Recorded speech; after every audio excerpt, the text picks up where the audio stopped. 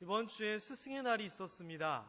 그래서 스승이 되십시오라고 하는 제목으로 말씀을 전하려고 합니다. 스승의 날이 제가 어릴 때 생각해도 참 의미 있는 날이었던 것 같습니다. 일단 선생님한테 저 어릴 때는 편지를 썼고요.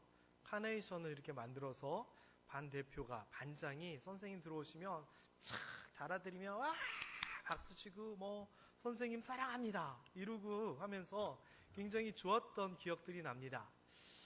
그리고 나중에 조금 더 나이를 먹게 됐을 때는 스승의 날이 되면은 교수님하고 식사도 같이 하기도 하고, 그러면서 멀리 계시던 선생님, 스승님을 가까이서 접하는 그런 정말 좋은 기회였습니다. 그런데 시간이 지나면서 아이들의 공부에 대해서 많은 경쟁들이 생기고 점수 1점을 덜 받느냐 더 받느냐가 대학을 지나가는데 중요한 그런 어떠한 기준이 되다 보니까 선생님한테 친하고 선생님한테 잘 보이면 혜택을 받는 듯한 이런 문화가 어떤 지역에 생기기 시작합니다. 그리고 그런 선생님들을 잘 섬겨드리는, 마음으로 섬겨드리는 것을 넘어서서 무언가가 오고 가는 안 좋은 모습들이 보도되기도 했습니다. 그래서 그렇게 하지 말자라고 법을 정하게 됐죠. 그래서 그 이후로 스승의 날이 뭔가 좀 정리가 안 되는 것 같습니다. 얼마 전에 이런 기사가 있었습니다. 선생님, 교사가 청와대에 청원을 올렸습니다. 이렇게 해주십시오 라고. 뭐라고 했냐면은, 나도 교사지만 스승의 날이 부담스럽다. 스승의 날을 없애자.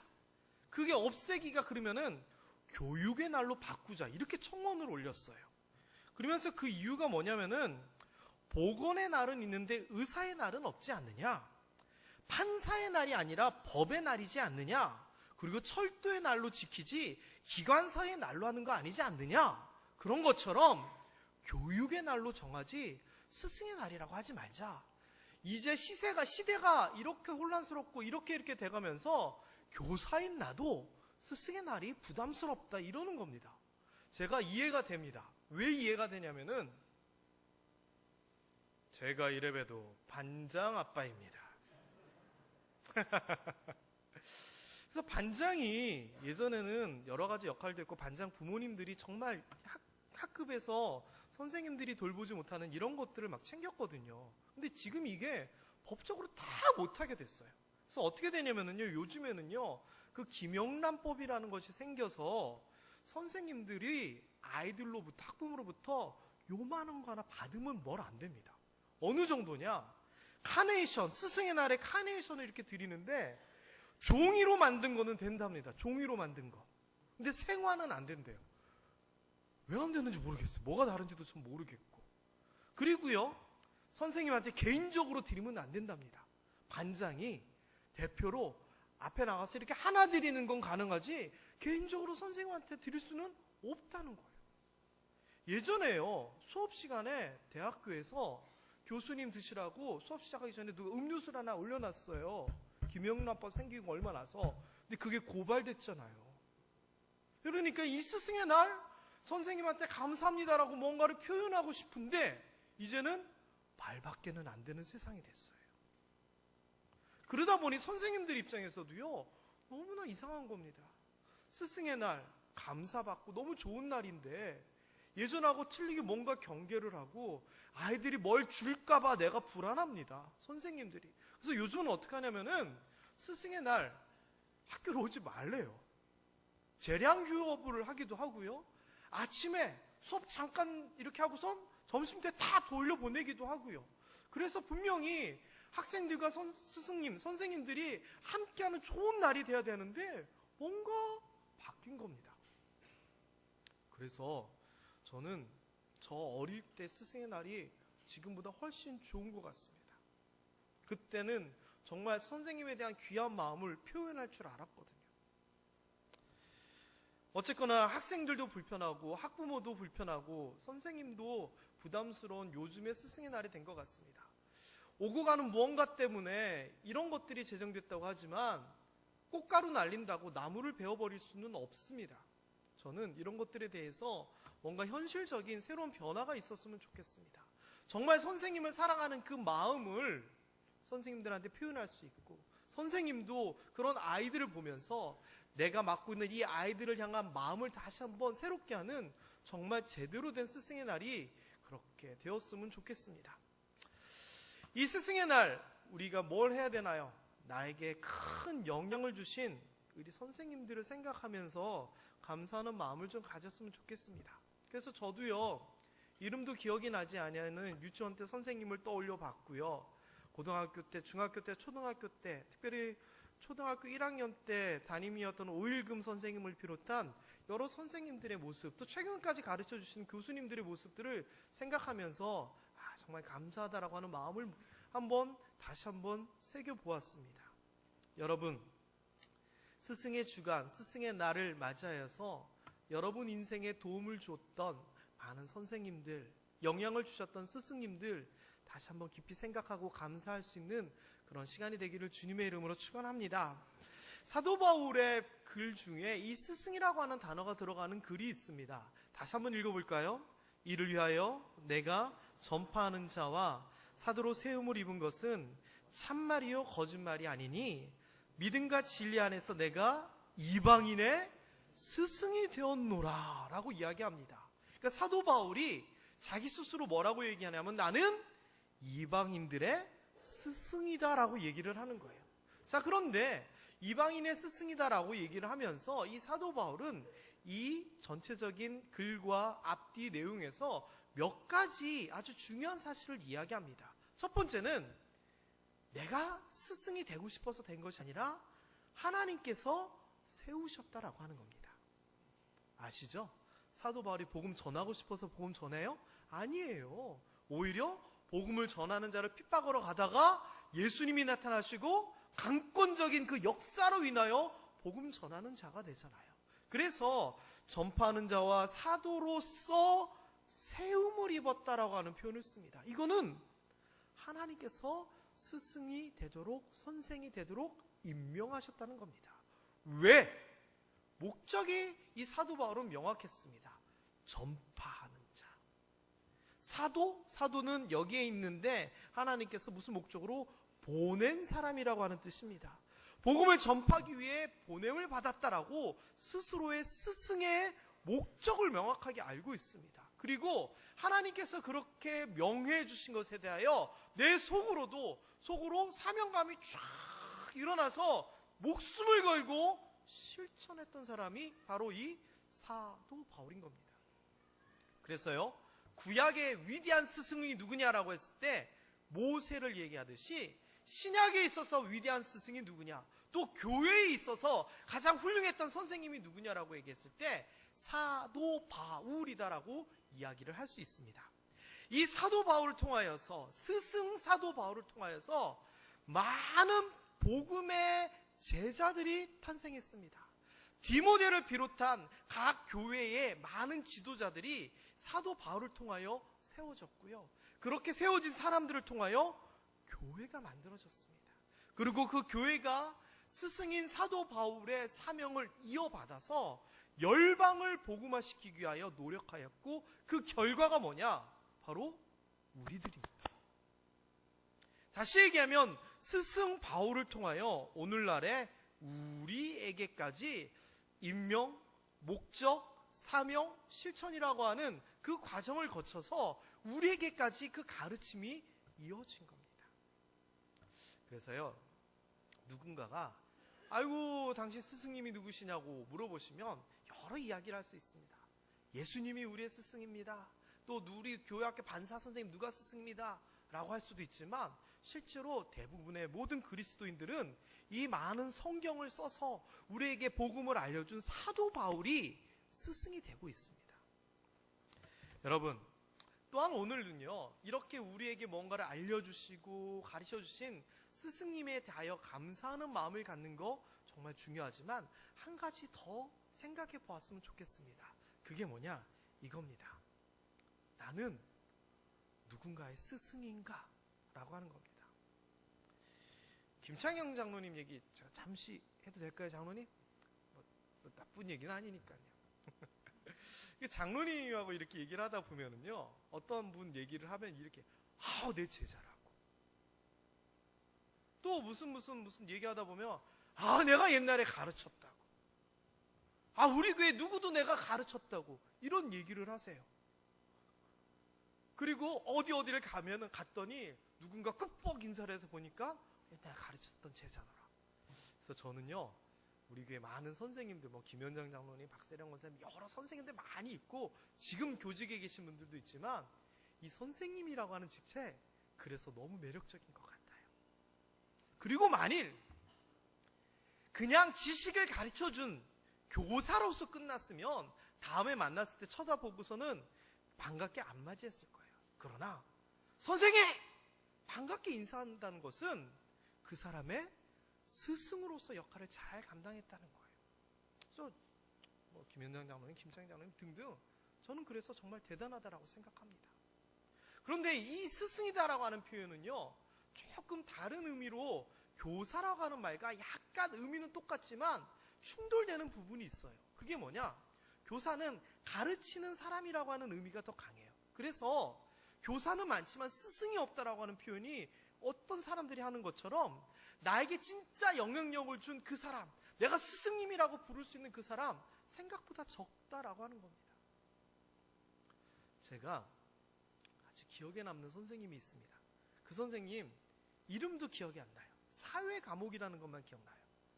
그 선생님은요, 수업 시간에 들어오면은 축음기 틀어놓듯이 사회 과목을 달달달달 가르치십니다. 그런데 애들이 받아 적는지 수업을 듣는지 잠을 자는지 관심 하나도 없었습니다. 여자 선생님인데 애들이 떠들어도 돌아다니지만 않으면은 그냥 놔두는 거예요. 그럼 수업 시간에 어떠는 줄 아세요? 선생님의 앞에서 그래서 오늘은 이것을 이렇게 얘기해서 이렇게 해서 이렇게 합니다 라고 하는 혼자 선생님의 이야기하는 그 독백이 있었고, 나머지는 웅성웅성 가끔 이거는요, 제 생각에는 그분이 교사는 맞는데 스승은 아닌 것 같다, 이 생각이 드는 거예요. 왜? 그분이 정말 스승님이라면 내가 가르치는 것을 이 아이들이 제대로 알아듣는지, 장난을 쳐서 공부를 제대로 못해서 나중에 시험을 치는데 문제가 생기는지 관심을 가져야 되는데 관심 하나도 없습니다. 그분은 그저 정해진 대로 와서 수업하고 월급 받아가는 분이셨던 거예요. 죄송스럽지만 저는 그분을 스승님이다라고 생각이 안 듭니다. 진짜 스승님은요, 엉덩이 볼기 때려가면서 나를 위해서 얘기해줬던 뭐 선생님, 그런 분이 진짜 스승님이죠. 여러분, 교육에 대한 얘기뿐만 아니라 우리 주변에 삶에 있어서도 스승님들이 있습니다.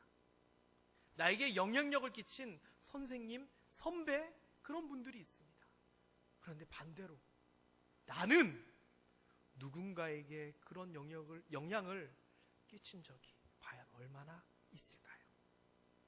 누가 나를 생각하면서 참 그분 덕분에 내가 이렇게 됐다, 고마워하는 그런 사람들이 과연 몇 명이나 될까요?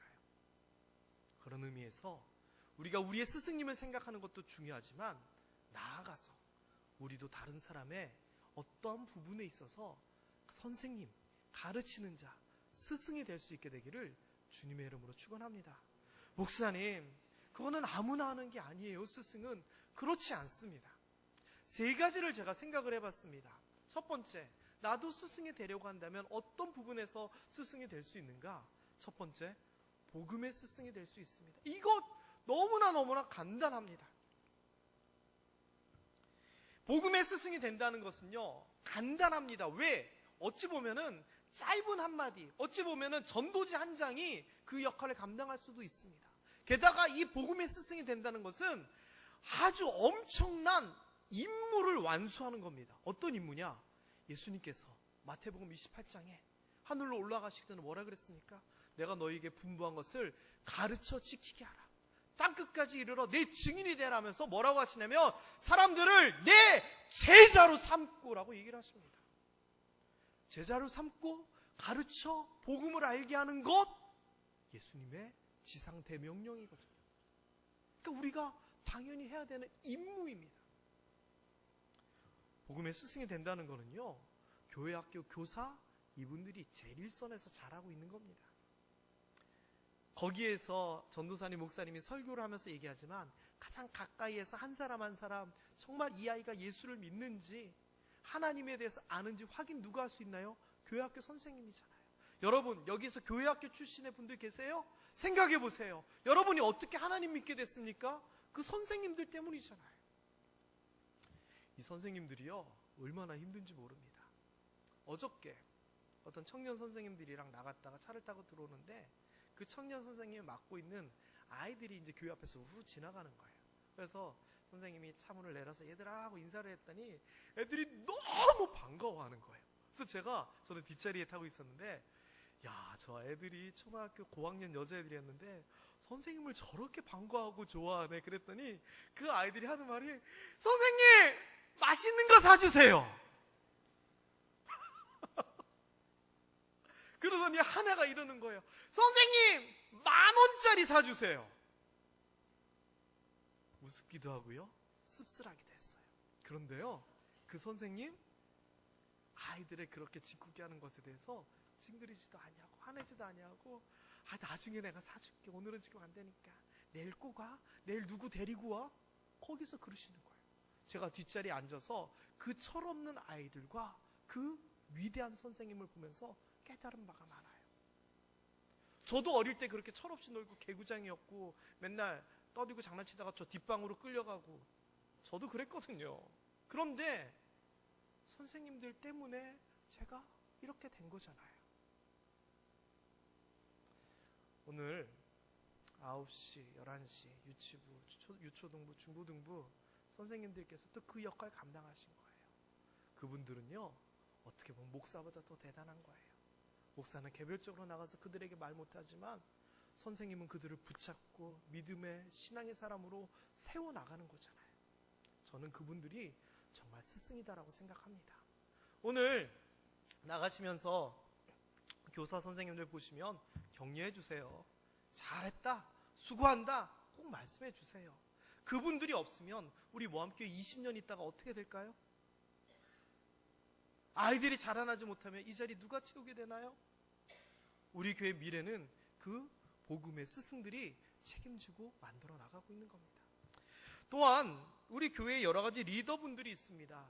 여기서 말하는 리더는 어떤 임명된 그런 직책이기도 하지만 먼저 신앙생활해서 앞에서 이끌고 있는 분들입니다. 그분들이 스승 맞습니다. 교회에 와서 아무것도 모를 때 기도는 이렇게 하는 거야, 모임은 이렇게 해서 해야 되는 거야, 일로 와, 챙겨주고 이끌어주고, 말 그대로 리더, 앞에서 끌어주는 사람이 없었으면 우리가 신앙생활 과연 이렇게 원활하게 잘하고 있었을까요? 우리도 초신자 때가 있었잖아요.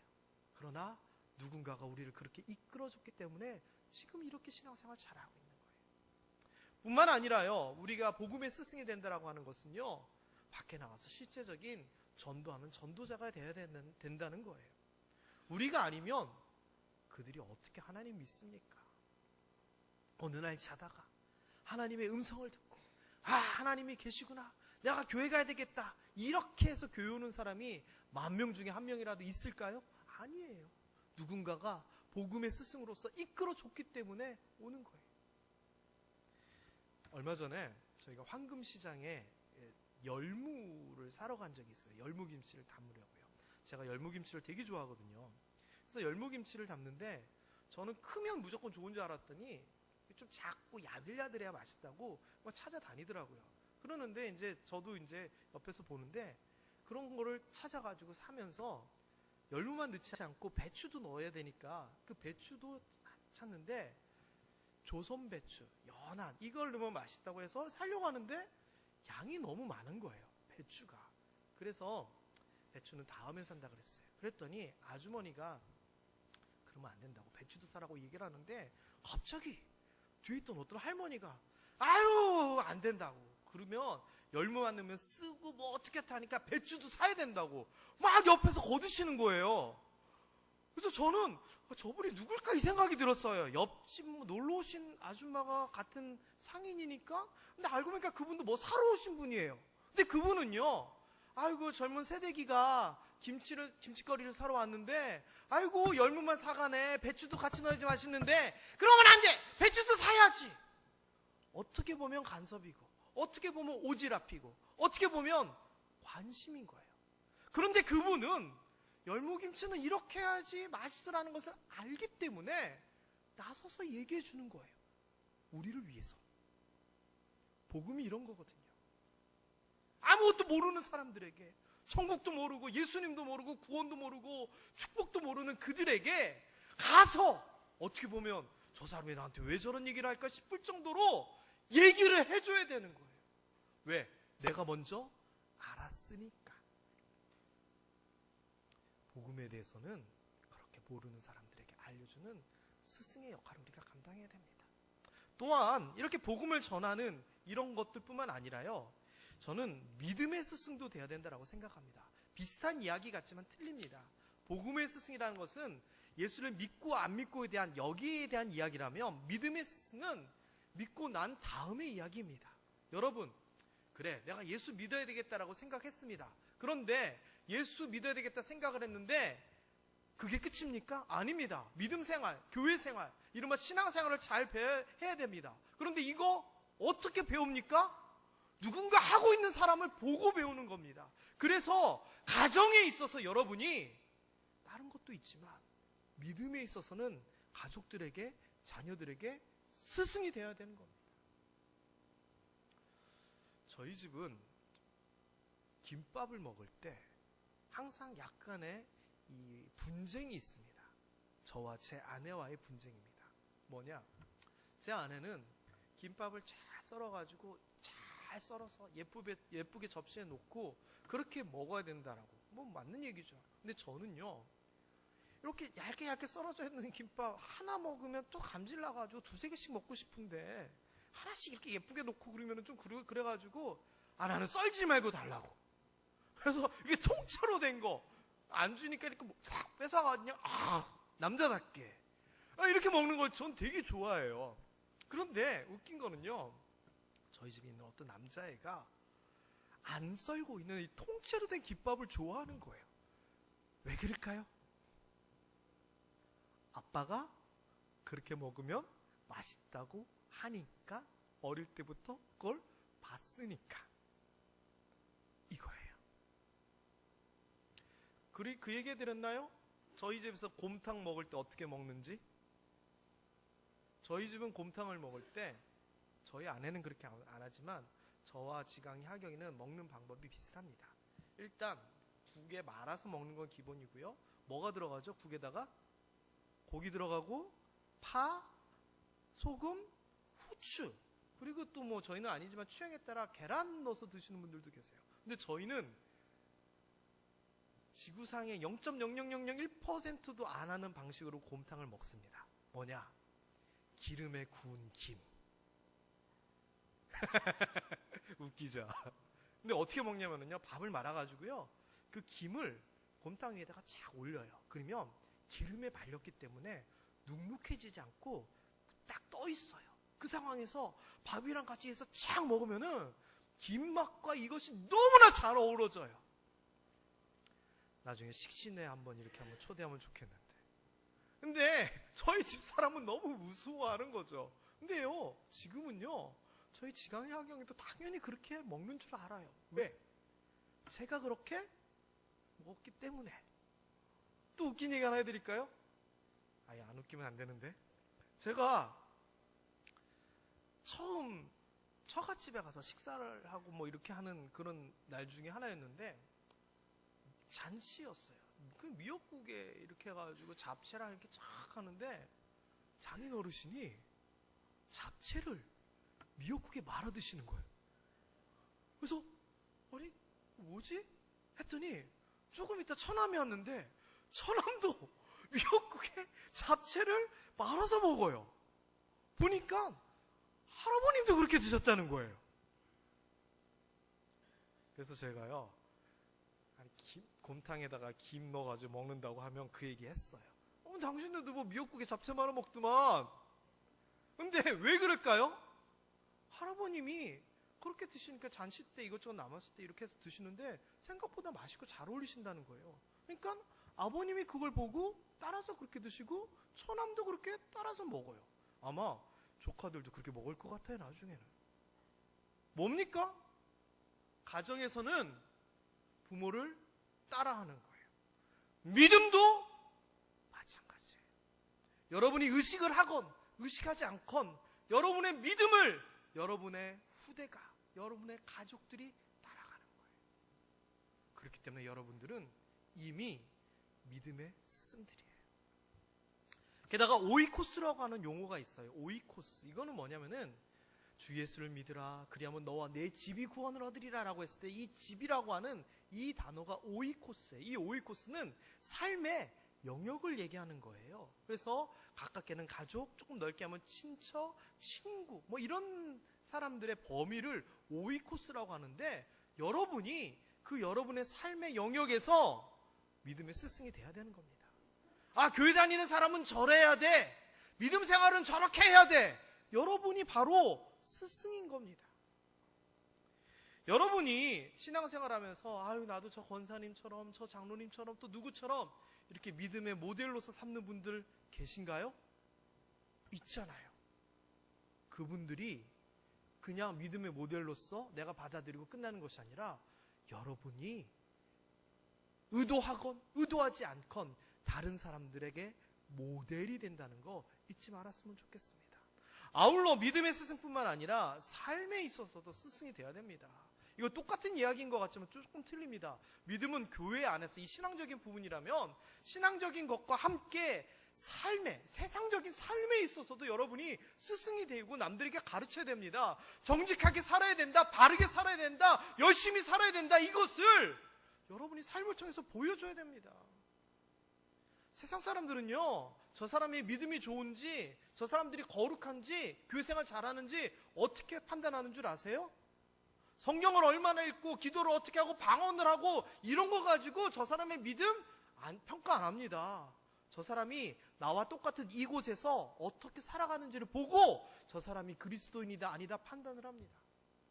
이 말은 뭐냐? 우리가 믿음 생활 말고 세상의 삶에서도 성결하고 거룩하고 제대로 살아가야지 세상 사람들이 우리의 그런 삶을 보고 배운다는 겁니다. 여러분, 그렇다면은요, 여러분 스승 맞습니다. 우리에게 사도 바울처럼 사람들을 제자 삼아 가르쳐 지키게 하라 하나님께서 명령하셨습니다. 우리에게 똑같이. 그렇다면 우리가 왜 그것을 해야 되는지, 어떻게 해야 되는지 목적을 알고 사명감을 알고 스승으로서의 삶을 살아야 됩니다. 복음을 전해야 되고요, 믿음에 있어서도 본이 되어야 되고요, 삶에 있어서도 다른 사람들에게 빛과 소금의 역할을 감당하는 그리스도인의 모습으로서 보여줘야 되는 겁니다. 다시 얘기하면 여러분은 이미 여러분이 원컨 원하지 않건 스승으로서 살아가고 있다는 겁니다. 여러분, 스승의 날을 지나면서 이렇게 결론을 내리고 싶습니다. 나를 가르쳐 주시고 이끌어 주신 나의 스승님들에게 감사했으면 좋겠고요, 또 특별히 우리 교회에서 그 가르침의 역할을 감당하고 있는 교사 선생님들 격려하고 칭찬해 줬으면 좋겠습니다. 또한 나도 이런 여러 가지 부분에 있어서 스승의 역할을 감당해야 되는구나 깨닫고 돌아보고 이런 것들을 잘 해나갈 수 있었으면 좋겠습니다. 오늘 우리의 삶을 보면서 누군가 배웁니다. 여러분의 언행을 보면서 깨달음을 갖게 됩니다. 때로는 여러분의 그런 모습을 보면서 상처를 받을지도 모르겠습니다. 오늘만큼은 나도 스승답게 스승으로서 잘 살아야 되겠다, 이렇게 다짐할 수 있는 우리 모두 되었으면 좋겠고, 나중에 언젠가 누가 우리를 보면서 이렇게 얘기했으면 좋겠어요. 내가 세상 살아갈 때 장로님 보면서, 권사님 보면서, 집사님 보면서 아, 나도 저렇게 살아야 되겠구나 이렇게 생각했다고. 그런 우리의 제자들이 많아지기를 주님의 이름으로 축원합니다. 기도하겠습니다.